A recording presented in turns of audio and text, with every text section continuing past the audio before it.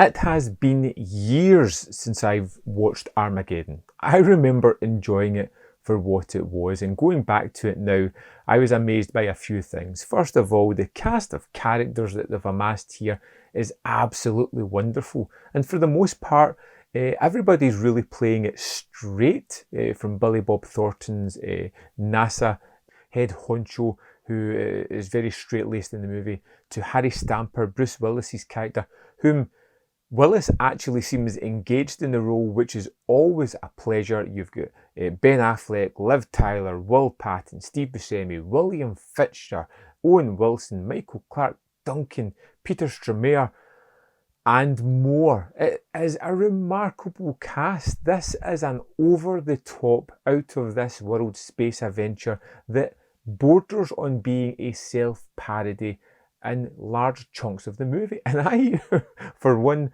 had a great deal of fun watching this. And the reason I had a great deal of fun is because the moments where it becomes tripe, overbearing, and in your face, full of saccharine moments, are really hilarious to me.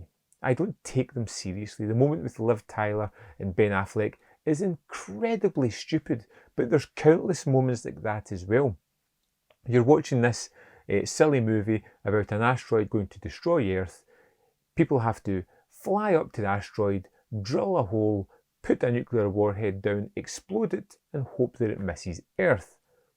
The astronauts can't do it, so they have to bring in actual drillers to do it.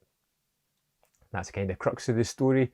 And there is moments where people are playing it so straight that I just appreciate the choice in direction in that, particularly Billy Bob Thornton's character, who feels earnest, honest, and as if he's acting in a different movie at times. But the counterpoint to that are the people who are being broadly comedic throughout it, and that pretty much encompasses most of the drillers, the people who are going to be trained up as astronauts and sent there to get it out, particularly Steve Buscemi, Michael Clarke Duncan, Owen Wilson. They are all hilariously over the top caricatures of real people who are incredibly funny to watch and see them interact.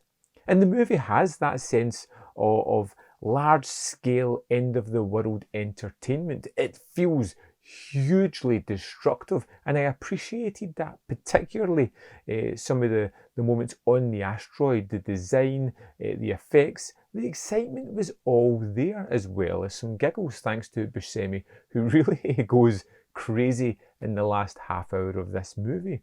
It's a big, brash, in-your-face blockbuster, the kind of thing that feels like an event, maybe one I didn't appreciate as fully as I should have back when I saw it in the cinema. And it's strange to think that it's 23 years old. The effects hold up, the story holds up, and the entertainment value is most definitely there. Like I said, whether you want to enjoy the adventure part of the story, whether you want to laugh at the more over-the-top and silly elements of the story, whether you just want to hang out with a bunch of fun-looking guys as they just goof off and train to save the world, it is something that works on all those levels. It's something that is incredibly entertaining.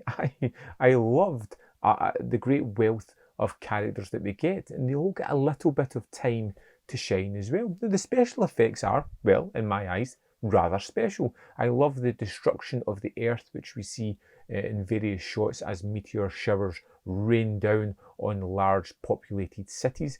I particularly love the asteroid sequence at the end, where things are just going crazy. The look, the tactile feel of this destructive thing firing towards Earth was really fun and quirky. And the kind of pressure that they have, and the small little stories that they overcome between Bruce Willis's character and Ben Affleck's, how they don't really trust each other, but they finally overcome it just in time to, spoiler, save the Earth. It's just so much fun. I had a great time going back to Armageddon. It's something I could see myself watching again. Ridiculously silly, hugely entertaining. Have you seen Armageddon recently? I'd love to know your thoughts on this one if you enjoyed it as much as I did. Let me know in the comment box below, and I'll see you next time in Man v Film.